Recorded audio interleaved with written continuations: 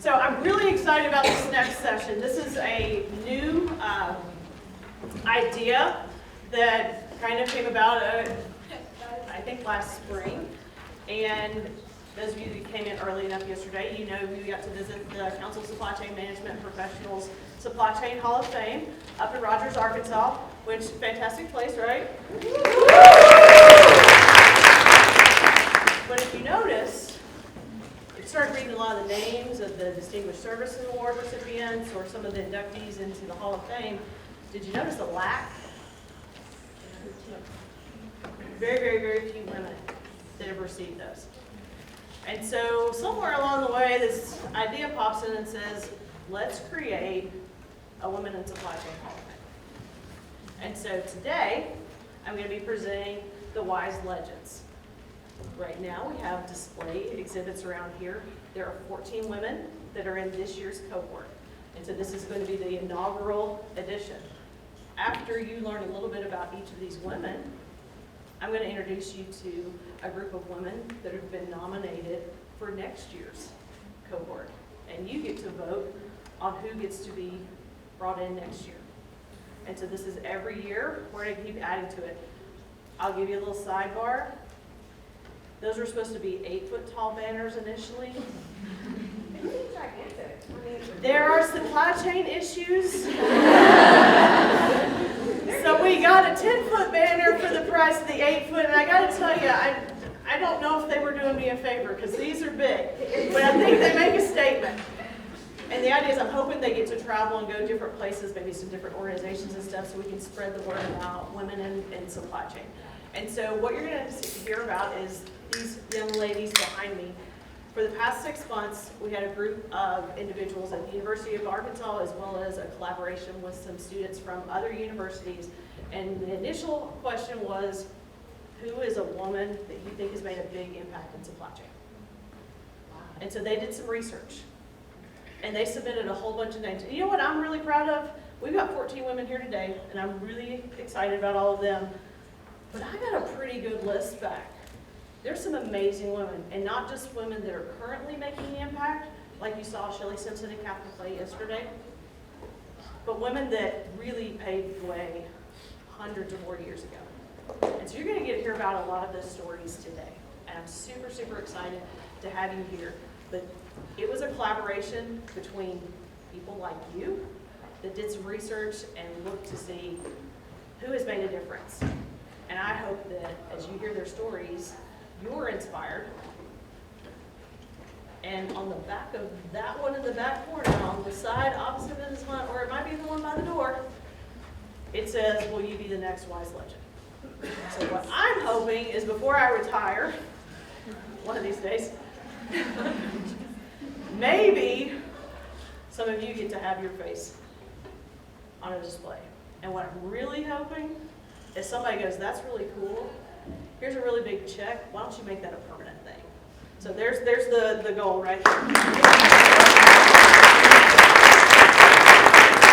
So it's my pleasure today to introduce you to the 2022 WISE Legends cohort along with my friends behind me. The QR code up there links to all of these displays. So if you don't get to see them all today or just want to go back to them later, you can actually access them. Or if you just want to share it with a friend. It is also on that website that I told you about earlier, Google Women Impacting Supply Chain Excellence. There's a link that says 2022 WISE Legends display. All right, so Catherine, kick us off. Mrs. Hunt. Hi everybody, my name is Catherine Thomas and I'm a freshman data science major here at the University of Arkansas. Today I'm excited to tell you about Janelle Hunt, who is the WISE Legends First Lady of Trucking. Alongside her husband, Mrs. Hunt co-founded JB Hunt Transport, paving the way for generations of women in trucking to come. A native of Heber Springs, Arkansas, Mrs. Hunt met her future husband, Johnny B. Hunt, during high school. The two married in 1952 and had 2 kids. Mrs. Hunt never planned to work, planning instead to be a full-time mother and homemaker. However, JB saw her potential, and in 1962, she helped JB open JB Hunt Company in Stuttgart, Arkansas. The rice wool packaging company was JB's dream, but she agreed to help organize the books. When the two co-founded JB Hunt Transport in 1969, She was working full-time bookkeeping. The small company became a multi-billion-dollar company, a tribute to the Hunts' hard work and dedication. Mrs. Hunt served as the corporate secretary on the board of directors until her retirement in 2008. Over her 4 decades at J.B. Hunt, she was a beacon of compassion, often described as a big-hearted and caring woman who loved interacting with truck drivers and their families. Because of her and Mr. Hunt's successes, they have been awarded many awards together and individually. The Hunts were inducted into the Arkansas Business Hall of Fame in 2001, and in 2015, Mrs. Hunt was inducted into the Arkansas Women's Hall of Fame. Evidence of their impact on the state of Arkansas. Mrs. Hunt's successes and her charismatic personality have opened doors for women in trucking that may have seemed foreign 4 decades ago, when she decided to help JB with his dream. She is quoted saying, "Let me tell you, women can get stuff done," and her actions are proof of this belief. She is an inspiration for women all over pursuing careers in male-dominated industries, proving that they can achieve success. Hey everyone, my name is Renee Graham. I'm a senior at Mississippi State University, so Hill State, studying supply chain logistics and marketing. Today I'm excited to tell you guys a little bit about Helen Walton, the First Lady of Retail. So Helen is originally from Claremore, Oklahoma, where she first entered into Christian College in Columbia, Missouri in 1937. After 2 short years, she transferred to the University of Oklahoma at Norman, from which she graduated with a bachelor's degree in economics and finance in 1941. Just a year later, in 1942, Helen met fellow Oklahoman Mr. Sam Walton, who we all know and love today. Most people know Helen as the wife of Walmart founder Mr. Sam Walton, but while she was Sam's wife, she was also so much more. Sam claimed that Helen was one of the best business advisors that Walmart had. She helped him make decisions, including placing Walmart stores in small towns and persuading Sam to establish a profit-sharing plan for the company's employees. So Helen cared deeply about families across the United States to ensure that they were saving money to live better. Along with her business successes, she was very charitable and enjoyed volunteering to give back to the community, state, and nation, as she would say. She founded the Helen R. Walton Children's Enrichment Center to provide high-quality care for children in the Northwest Arkansas region for families that couldn't afford it. The Walton Children's Enrichment Center first opened its doors September 7, 1982, and this nonprofit helps children from ages 6 weeks to pre-kindergarten and worked tirelessly to become the first early childhood program in the nation that designed and constructed a toxic-free environment using only the safest building materials for children. Helen has organized and donated millions of dollars in scholarships for Walmart employees, their children, and students that attend the University of Arkansas even after Mr. Sam passed. So before Kailani goes, the first two, we have Mrs. Hunt as the First Lady of Trucking, and then we have Helen Walton as the First Lady of Retail. And so they were kind of in a category by themselves. So the next few are going to be in a category that we call trailblazers. And these are the ladies up here on the green display. They're the ones that really paved the way and blazed trails to open doors for many of the other women that we're going to talk about later. So Kailani, I'll turn it over to you now. Hello everyone, my name is Kailani Moore and I'm a senior at Colorado State University studying supply chain management and marketing. Today I'm thrilled to share the story of Edwina Justice with you guys. So Edwina Justice, known as Curly, was born in 1943 in Omaha, Nebraska. From a young age, Edwina was a change maker, being the first African American student enrolled in her elementary school. Edwina graduated high school in 1960 and started working as a wireman for Western Electric shortly after. During her 8 years at Western Electric, she applied for jobs at Union Pacific, but was denied on grounds of her race and gender. This did not deter Edwina, and she started studying at the University of Nebraska-Omaha in 1969, planning to pursue social work. In 1972, Edwina left the University of Nebraska-Omaha to apply for a Union Pacific job and was hired as a traction motor clerk in 1973, as one of only 5 black women in the entire company. At the mention of an opening for a train engineer, Edwina applied and was hired as the first African-American woman locomotive engineer at Union Pacific. Working in a male-dominated industry, Justice was no stranger to sexism, racism, and unfair treatment inside and outside of work.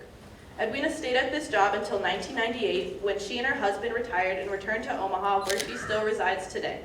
In 2016, the Union Pacific Railroad Museum in Council Bluffs, Iowa, unveiled an exhibit that showcased Justice's life experiences and achievements. Hey everyone, my name is Kendall Benson. I'm currently a senior at the University of Arkansas studying supply chain management and marketing, and I'm thrilled to share the story and legacy of Luella Bates with you today. Luella was born in 1897 in a small town in Wisconsin. Not much is known about her early life, but her extraordinary career in trucking began as the United States entered World War I. Four-Wheel Drive Automotive Company hired approximately 150 women as their male workers were being drafted into the war. The women served as test drivers for the company, driving around Wisconsin and learning the ins and outs of their vehicles. In 1918, the war drew to a close and men began returning to their jobs, and most of the women found themselves out of work. Luella, however, stayed with the company. A headline in the local paper read, "War's over, but Luella Bates refused to be mustered out," truly proving that she was the woman for the job. She traveled around the country showing off the Model B truck. As she traveled to the New York Auto Show in 1920, she received a great surprise. She was presented with her license by the New York Secretary of State, making her the first female licensed truck driver. Her passion and dedication for her job was so evident and has made her a valued member of the community since. As Luella said, didn't the war prove that women could step into virtually every branch of industry and successfully replace men? Her bravery and commitment have paved the way for female truck drivers and women in supply chain to this day. Hello everybody, my name is Peyton Tolliver. I'm a senior at the University of Central Arkansas studying logistics and supply chain management. And I am super excited today to recognize Mary Elizabeth Walton, an impressive 19th century entrepreneur and inventor. Ms. Walton lived in a time when women weren't typically given the credit or recognition they deserved, but that didn't deter her. Not only was she the owner of a boarding house, which during this time was no easy feat, she was well educated and a proven problem solver. Right next to her boarding house were the elevated train tracks built to transport rural workers into New York City. The noise and pollution of these trains were unbearable at times, and many men, including Thomas Edison, were tasked by the city to come up with a solution. Though Edison himself worked on this problem for over 6 months, neither he nor any other man tasked was able to find a solution. But Mary Elizabeth Walton did. She rode the train for hours over 3 days and turned her basement into an experimental model railroad to test her inventions. The first invention deflected emissions produced from the smokestacks into water tanks until they could be disposed of. Her second invention was a cradle for the tracks, which was painted with tar lined with cotton and filled with sand. This device absorbed the vibrations and ultimately the sound of the trains. A true businesswoman, Walton patented her inventions and sold them to New York City's Metropolitan Railroad, and she received royalty forever, which she collected for the rest of her life. Though she wasn't recognized at the time, Mary Elizabeth Walton is an inspiration to women in STEM, as well as all of us today in supply chain. She shows us that we are not confined to any box society might try to fit us into. Through stubbornness, innovative thinking, and intellect, we can solve the problems of today, leaving the world a better place for those who come after us. Hello everyone, my name is Diksha Shanmuganathan and I am a sophomore at the University of Arkansas studying international business and supply chain. And I am excited to tell you about Lily Elizabeth McGee Drennan. Lily was born in Galveston, Texas, and little is known about her mother, as Lily was put up for adoption at 3 weeks old. She was adopted by a couple in Hempstead. Lily dropped out of school in the 5th grade and at 13 started working as a telephone operator. Lily married at the young age of 15. 2 years later, in 1928, she divorced her husband. It was believed Lily was suffering from scarlet fever, as she had lost most of her hearing by the age of 22. She wore hearing aids for most of her adult life. After remarrying, her and her second husband began the Drennan truck line. Due to the large oil booms in the area, they were prosperous. In 1929, Lily divorced her husband, resulting in her being the sole owner of the company. After many arguments and Lily proving herself with an impeccable reputation for safe driving, the Railroad Commission finally gave Lily her commercial truck driver's license in 1929. She was known for employing many African American men, and she trained her own drivers. During World War II, she started recruiting women and even started writing articles about it in the local newspaper. In 1952, after running the company as a sole owner for 23 years, Lily sold Drennan's truck line and retired to Hempstead, Texas. She died in 1974 as a well-decorated truck driver and as the first woman to get a commercial trucking license. So let's give a round of applause for those trail ladies.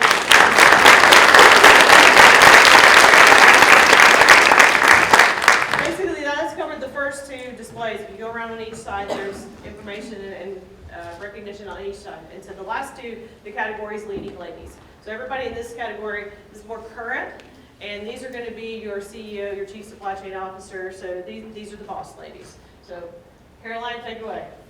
Hello, my name is Caroline Beeland, and I am a senior at the University of Arkansas studying supply chain management and business analytics.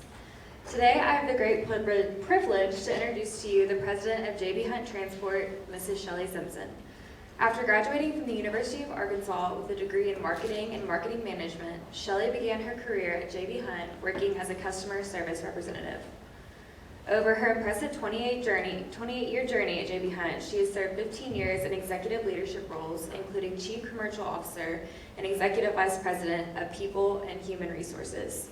Under Shelley's leadership and her help on the introduction of JB Hunt 360, the company's revenue has nearly doubled since 2017. Shelley also spends her time giving back to the community, serving on various boards such as Mercy Health Systems of Northwest Arkansas's board and the Dean's Executive Advisory Board here at the University of Arkansas. This same selfless leadership is seen throughout her efforts at JB Hunt. Shelley has championed many inclusion efforts to make all employees feel seen, heard, and included.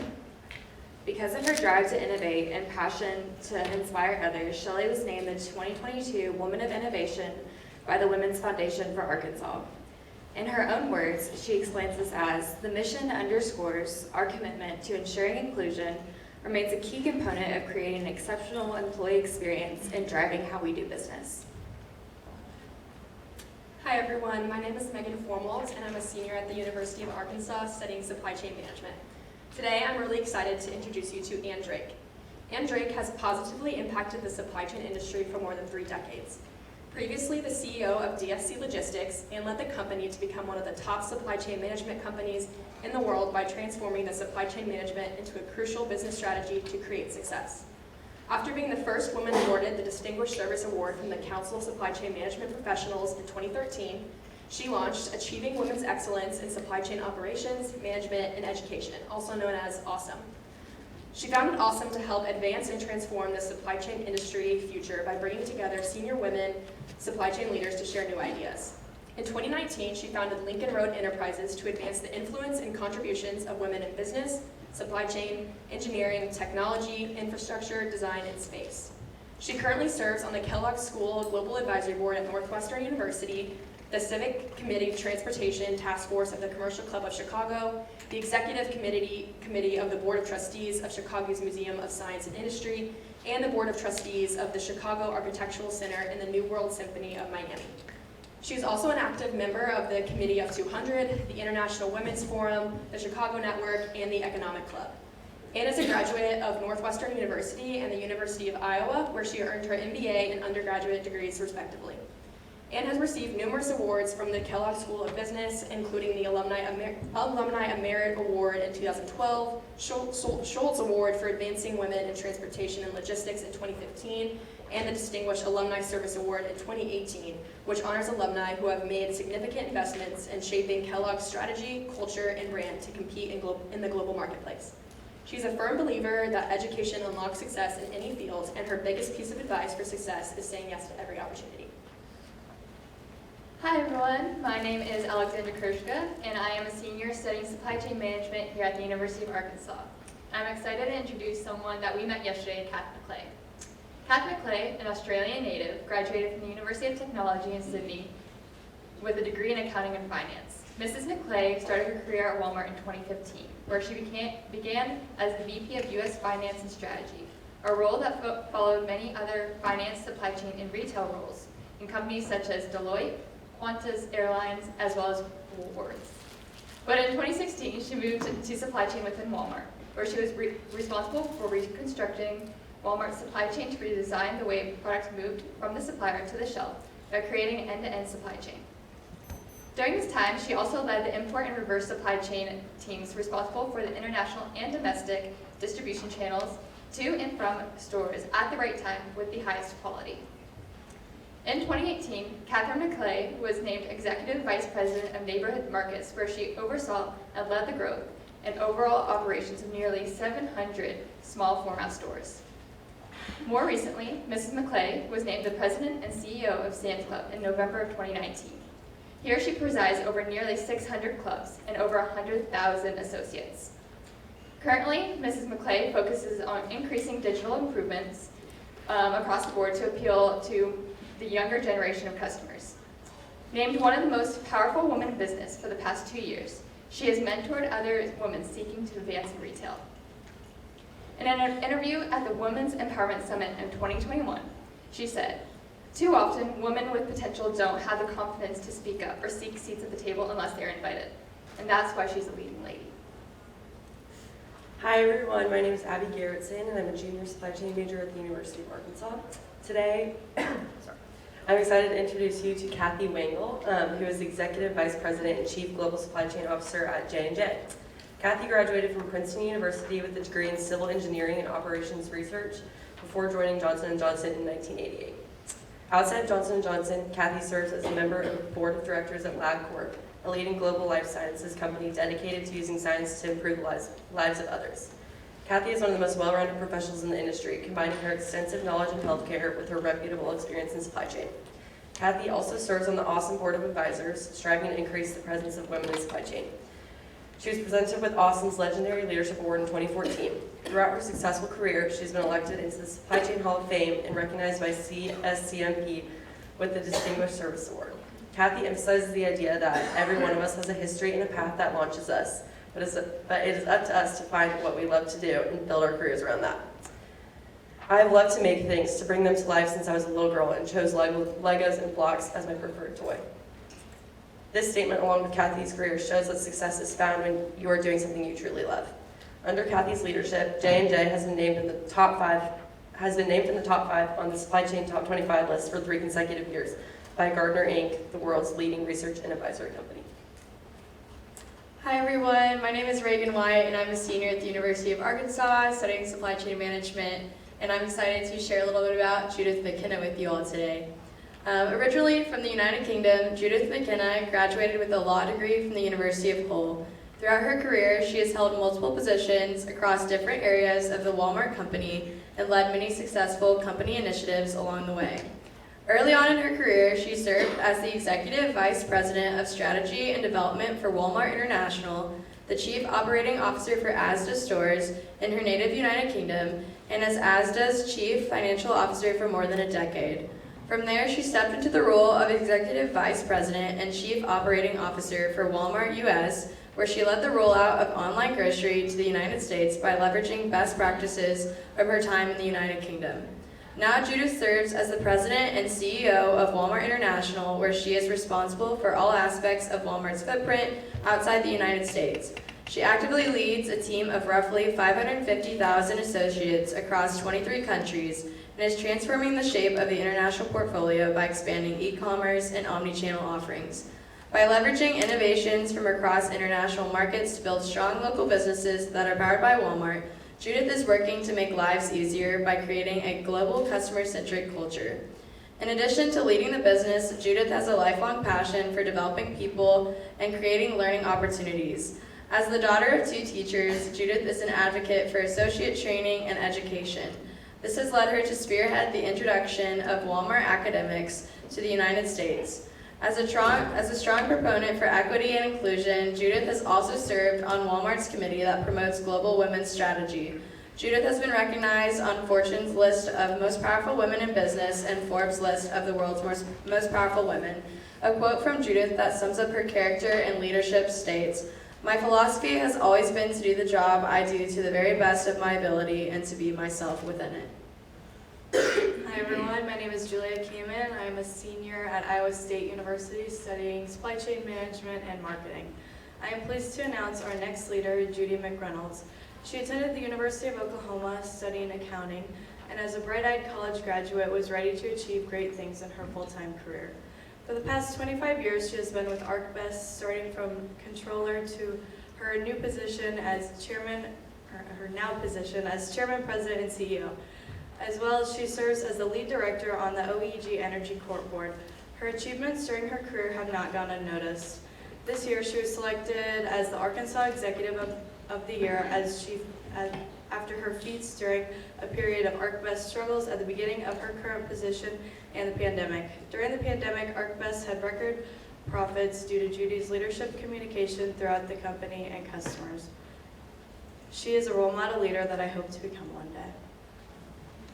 Hi everyone, my name is Abby Malone. I'm a junior marketing major at the University of Arkansas, and today I'm excited to introduce to you Rosalind Brewer, the CEO of Walgreens Boot Alliance. Brewer was named one of the world's most powerful women in 2021, according to Forbes, and one of corporate America's most prominent women and Black female executives, according to USA Today. After graduating from college, Brewer began her career at Kimberly-Clark, where she eventually served as the president for manufacturing and operations and the global president for 8 years. After that, Brewer went on to make great impacts on multiple Fortune 500 companies, and she served as an executive of Walmart, CEO of Sam's Club, COO and group president of Starbucks, and is now the CEO of Walgreens Boots Alliance. Throughout her time in these various positions, Brewer was often the first or the first African American to lead a Walmart division at Sam's Club, the first woman and first African American COO and group president of Starbucks, the only African American woman leading a Fortune 500 company, and the list goes on. Throughout her career, Brewer has stated that she looks forward to the day where she's not really the only in these rooms and environments. She's doing a lot of work to make this happen. Working in operations and retail is a primarily male-dominated industry. Brewer is working to overcome this by proving that she's no different than anyone else in the room. She got to where she is through hard work, exposure, and learning everything she can about the industry that she's in.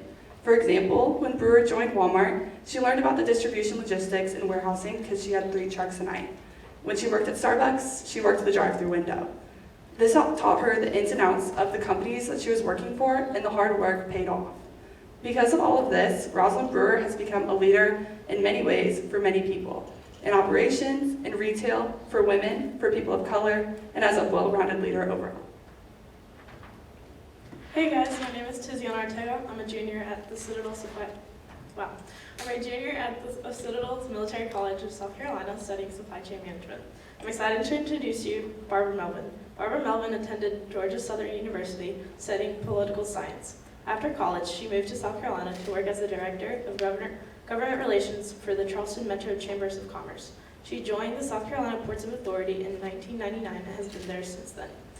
Melvin was previously the Senior Vice President Operations, Terminal, Senior Vice President of External Affairs, and Vice President in Government Relations, Chief Operating Officer, and now she's the first woman to lead the top 10 in the United States operating container port as CEO. She has had a variety of positions at seaports. In 2011, she led the Charleston Harbor Deepening Project. This project involved rigorous research, fundraising, and collaboration with the state, the government, and other regulatory agencies.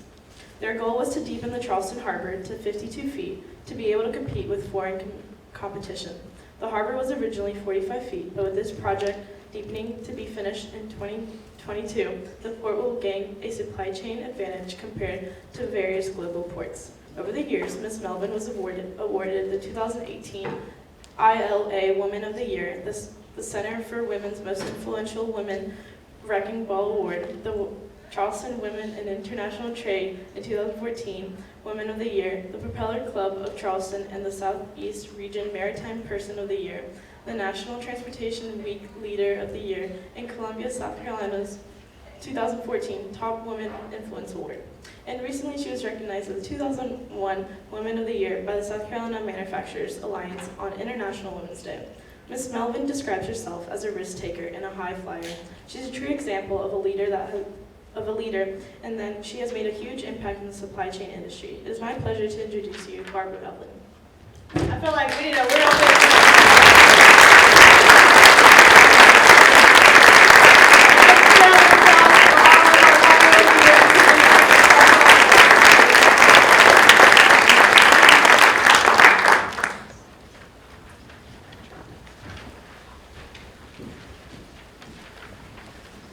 So that's a pretty awesome list.